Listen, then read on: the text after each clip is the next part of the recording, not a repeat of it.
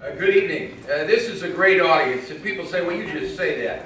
I got to tell you, the audiences that I'm used to are nothing like this. Sue talked about the love in the room tonight. I don't think I've ever felt love in the Alliance of this before. I know I've never received any applause, and I just can't get over how well everyone is dressed. Anybody familiar with the alcohol test? Well, 08's the limit, 08. And I had the town drunk who holds the record at .53. Oh. This would kill most of you. All of you. So, he was in a coma 3 days for that. So he's on the trial, and he tells me he only had 3 beers. I said, come on, Andy. You know what I never had? He got this twinkle in his eye, and he started smiling. I said, come on, Andy. You know, you and I go back a long time, tell me the truth. And he said, well, they only had 3 beers, but they were 40-ounce beers. It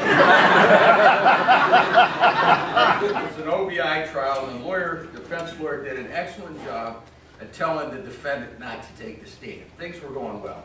There was no breath test, there was no accident, the driving wasn't that bad, but he did have some trouble with the field test. Now, we got the jury here, and so the prosecutor's here, and he's pushing them and pushing them. Finally, the defendant gets on the stand. He says, hell, I couldn't have passed those tests even if I'd been sober that night.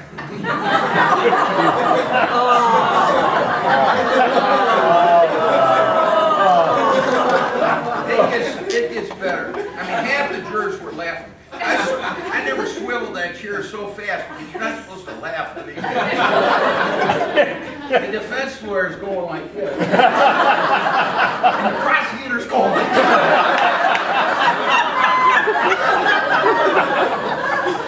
And the whole humor of the thing, the guy doesn't know what he's just said.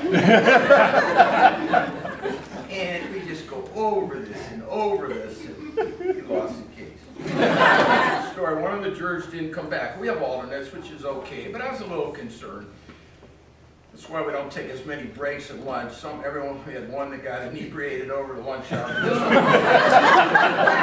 This one I was generally concerned about this woman. She didn't come back, and she came in about 25 after 1 late and everything. And I had her have a seat, and we took the break and everything. And I said, well, ma'am, where were you? You know, you were late for coming back for jury duty in the afternoon. And she had crocodile tears that were so big, and I had a hard time. She said, well, Judge, I'm from Robertsville, and I've never been to Value City, and it was one of the best stores I've ever been. Bob and I also shared some experiences at Mount Union, where we were both teaching business law courses up there years ago. And I was there for a few years ahead of Bob, and then I was teaching what they called the Business Law 2 section, and Bob had the Business Law 1 section. And so that was a prerequisite to taking Business Law 2. And so the students would come in to my section after they had Bob's course, and we'd talk about tests and agendas and all that kind of stuff. And they would usually say, well, when are the parties? When are the parties? What are you talking about, parties? Well, Mr. Lavery always had parties. Mr. Lavery had a party until one of them threw up on my wife's couch that she just cleaned, and that was the end of the party.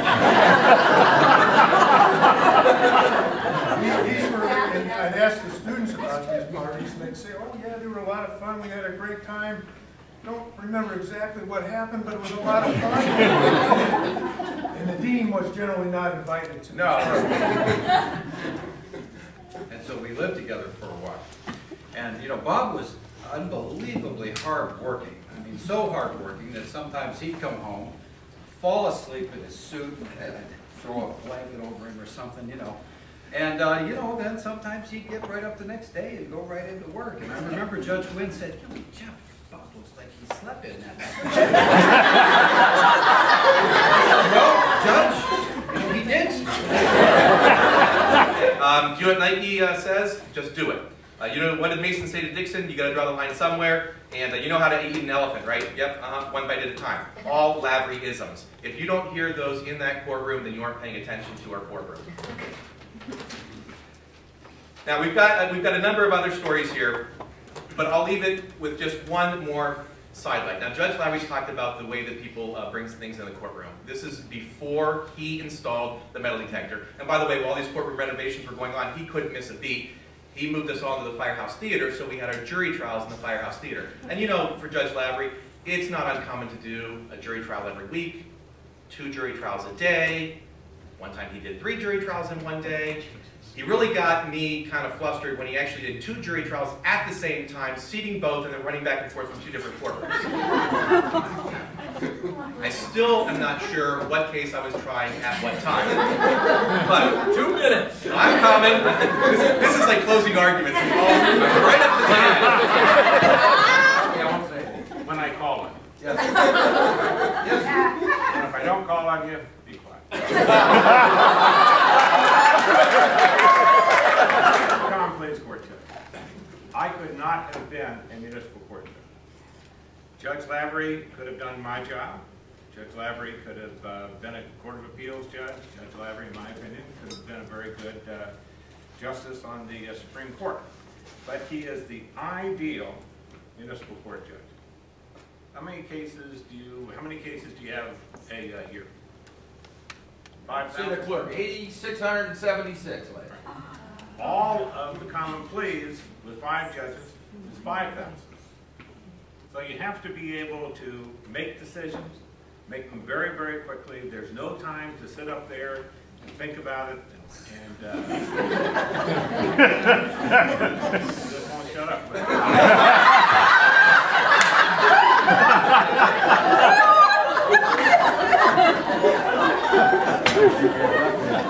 He mentioned Value City twice. He talked about someone who had crocodile tears when they closed. You should have seen the tears when he closed. He never paid more than $35 for a suit. He has a leather coat. It's $35. And how long have you had it? Well, Value City was open. Judge Lavery has painted 1,271 fire hydrants, but missed one that is still paint, located on hospital property west of community care. Got that? Okay. Whereas Judge Lavery has dredged 2 lakes at Glamorgan Castle, but has 1 lake full of sludge, cattails, and other flora and fauna requiring his further attention. And whereas Judge Lavery, in his concern for the flora and fauna, when dredging said lakes, saved and relocated all the fish except 1 carp, who escaped and is repopulating all 3 lakes to the consternation of some. I know who you're talking about. Okay.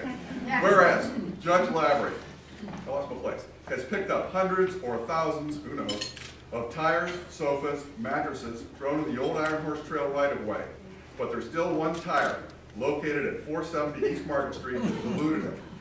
I was going to put a tire up against the garage door, but I thought, I'm sure he'll nail me for littering or something. That was on the plan to get that first thing in the morning. Whereas Judge Lavery has 1 gas station remaining at Oxford Union on his list to be knocked down by CIP sledgehammers, but was unfortunately sold at sheriff's sale in January, depriving him of the chance to demolish it. And whereas Judge Lavery has 1 more garden to do at Freedom Square if the mayor can get the horticulture guy to show up. Now therefore I, Alan Adriani, Mayor of the City of Alliance, do hereby declare Thursday, April 4th, 2013, as the Judge Lavery One More Thing to Do Day. Thank you. Really are you an honorary lifetime member, but you have a key to our club.